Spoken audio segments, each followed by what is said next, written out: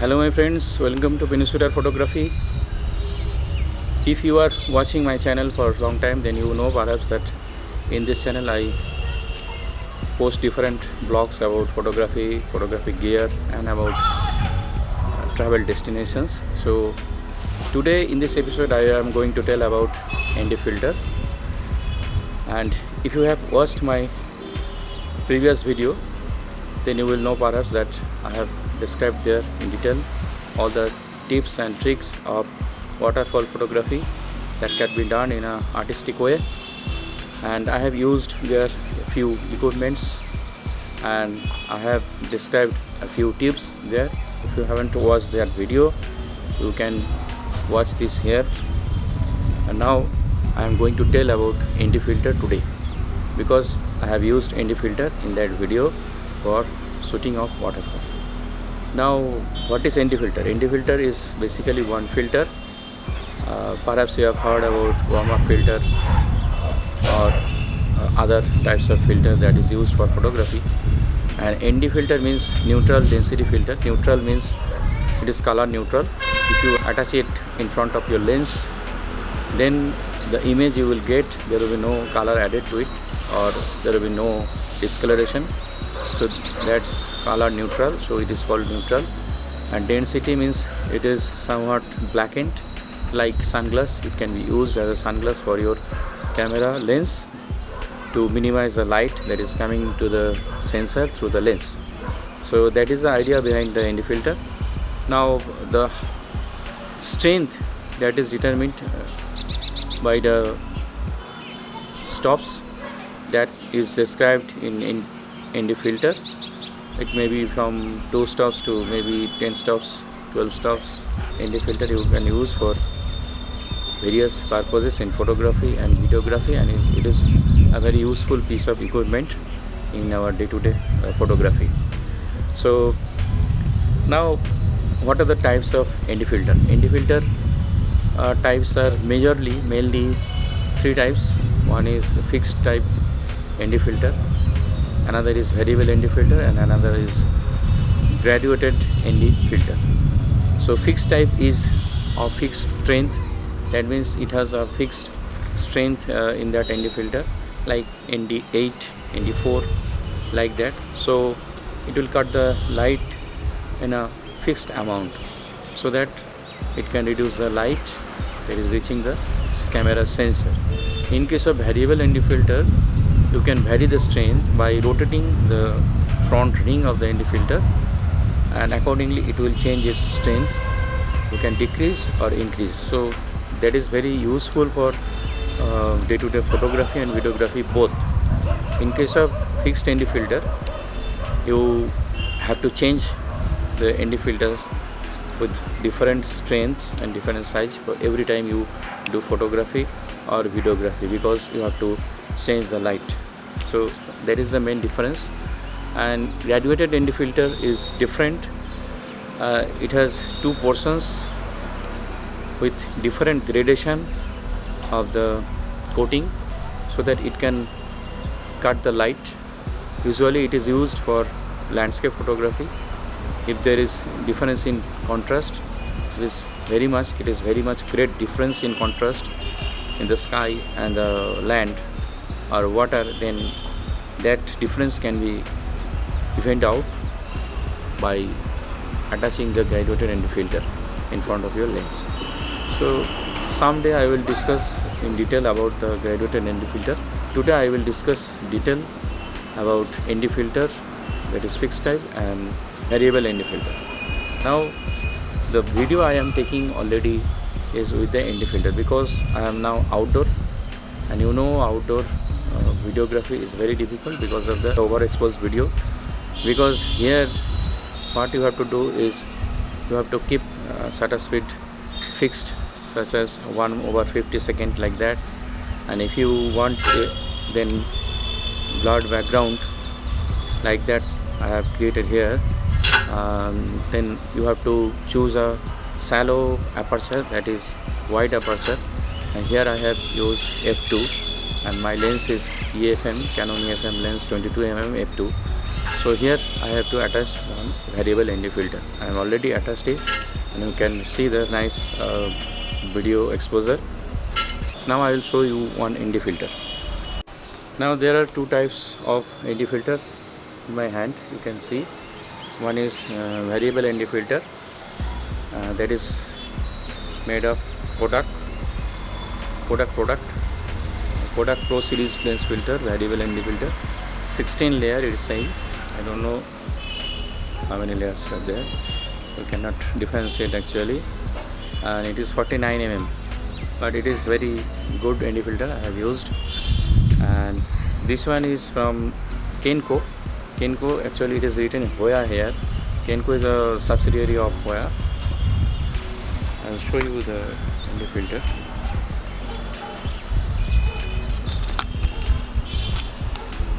This is the fixed type of ND filter. It is 77 mm.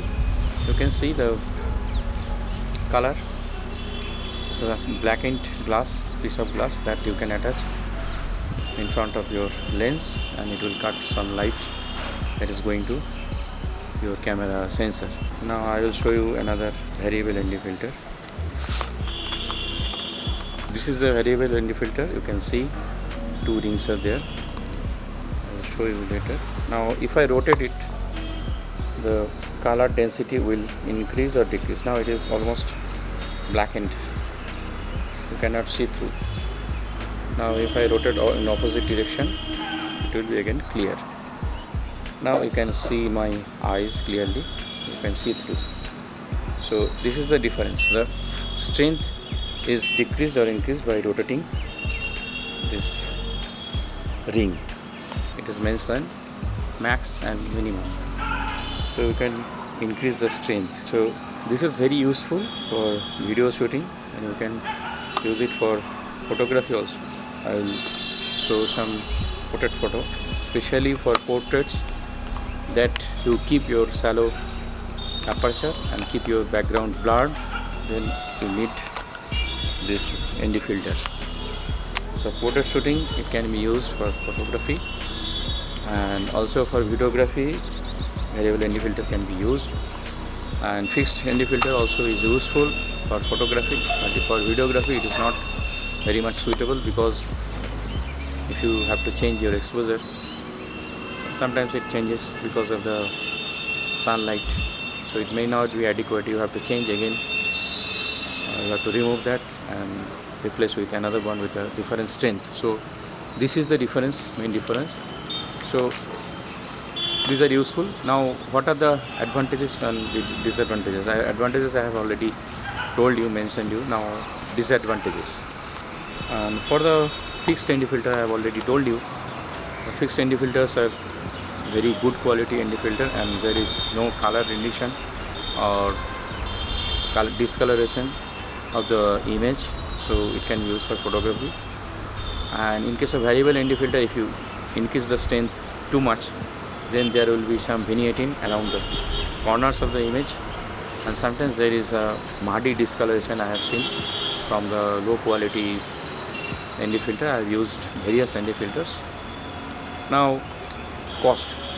These ND filters are very cheap. Actually you can buy it from online store or from offline neighborhood photography store, and it's around 2000 to 5000 like that. If you go for good quality, very good quality ND filter, then it will cost much, but for Hoya or Kodak it is not very much. So I will suggest you go for better company, because it will be somewhat expensive, but in the long run it will be very good quality. You will not regret your decision. So you can use this Kodak ND filter or from Hoya. There are several other brands also, like K&F Concept or other companies like that, but I will recommend you these two ND filters. So use ND filter for your day-to-day photography and videography, and enjoy the photography more and more.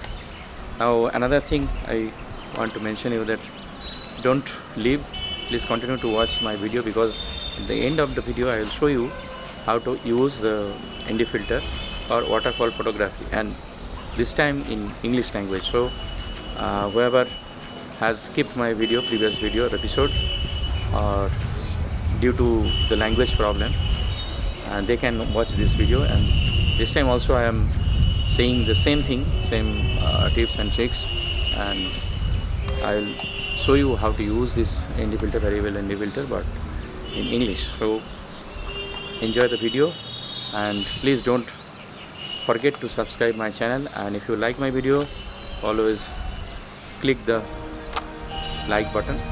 Thank you very much.